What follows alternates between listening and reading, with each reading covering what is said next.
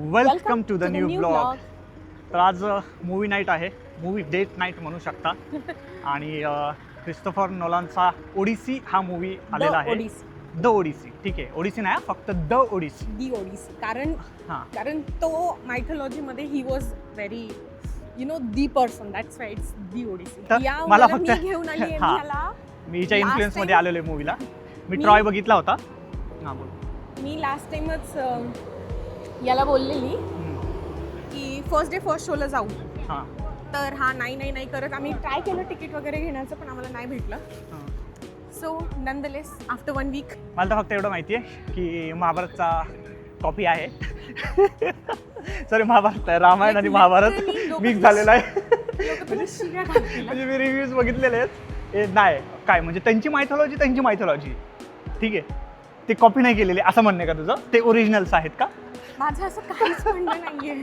तू ना लिटरली हा मुलगा आहे ना, आणि थोडीशी कॉन्ट्रोवर्सी नको का थोडीशी तरी? माझं पहिलं ब्लॉग आठवत असेल जेव्हा मी होते, तेव्हा त्याने मार्चाला मँगो मस्तानी सोबत कम्पेअर केलेलं. So you can tell. हा लेट झालेला आम्हाला, 5 मिनिट लेट झालेलं. मे बी 10 मिनिट झालेत का? ठीक आहे, बघूयात आता काय. तू चांगली मी टाकणार आहे, मी एडिट करणार आहे ह्यावेळेस व्हिडिओ. यावेळेस तू एडिट करणार, तू एडिट करणं मग झालं. चल आपला पुढे झालं, आपलं पुढच्या वर्षी ब्लॉग पडेल. हा पोरगा एएमसी सिनेमा, हे नाव चेंज झालेलं आहे एएमसी सिनेमाचं.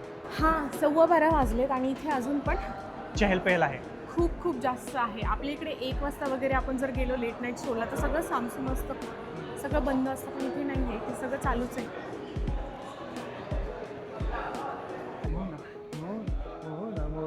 Rock the rock. आता 12:12 झालेले.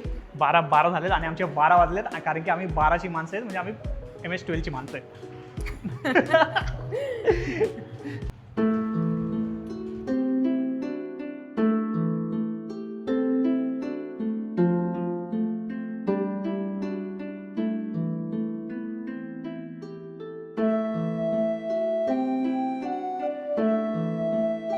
बोल ना.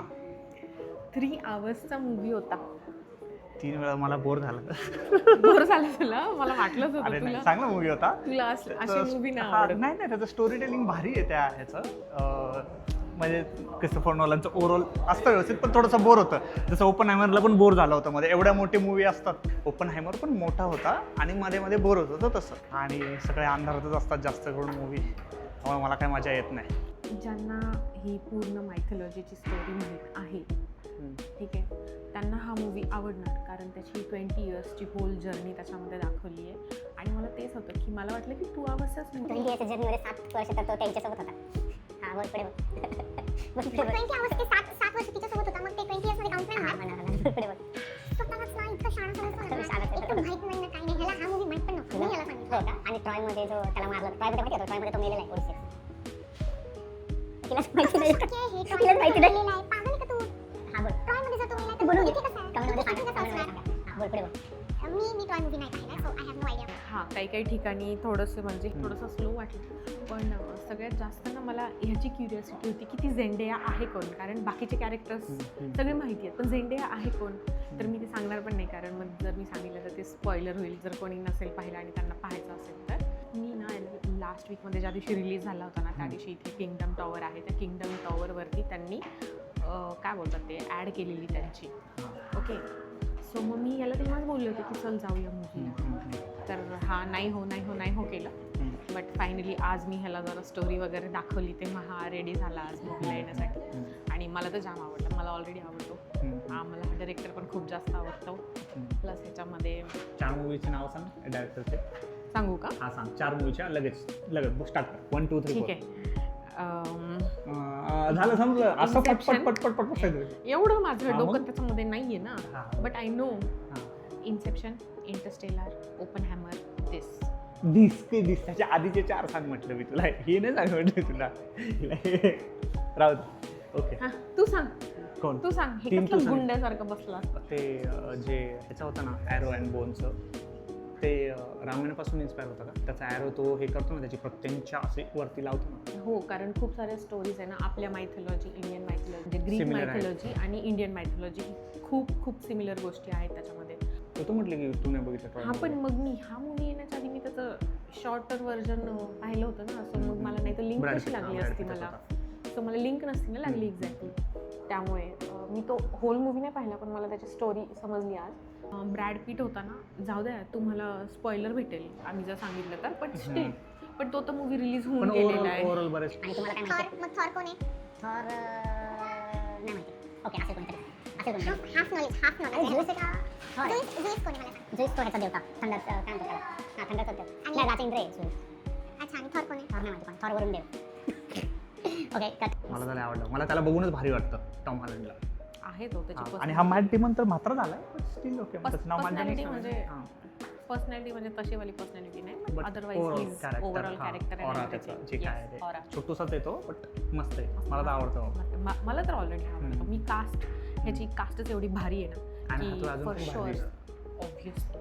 आणि हा तो भारी पण दिसतोय, आणि मला तिच्या तोंडावरती एकही असं हे नाही दिसलं की तिने सर्जरी वगैरे केली किंवा काय केलेलं आहे. तिची जी नॅचरल ब्युटी आहे तीच आहे, अजून पण तशीच आहे. येस, असं म्हणतात की ती रिकार्नेशन आहे कुठल्या क्वीनचं, if I am not wrong. बोलती हां, आहे ही स्टोरी खूप आहे. ती आणि तिचा नवरा ते पण XYZ दशकामध्ये तसेच दिसत होते, आणि ते आता पण आहेत. असं रिकार्नेशन असं म्हणतात, माहिती नाही, कन्स्पिरसी थेरी आहे ही ऑब्व्हियसली, बट स्टील आवडतात मला अशा थोड्या गोष्टी. सो जर तुम्हाला पण पाहायचं असेल तर मी फक्त तुम्हाला एक सजेशन देईल की थोड्या गोष्टी ॲज इन कॅरेक्टर्सबद्दल वगैरे थोडंसं हे करून जा, इन्फॉर्मेशन वगैरे घेऊन जा, कारण की हा क्रिस्टोफर नोलनचं ही स्पेशालिटी आहे ना की तो स्पून फीड नाही करत. सो मग थोडेसे तुम्ही तुमचा थोडासा अभ्यास करून अभ्यास करून असं डायरेक्ट नाही येऊ. सो मग तुम्ही थोडीशी इन्फॉर्मेशन इकडून तिकडून थोडीशी गोळा करा.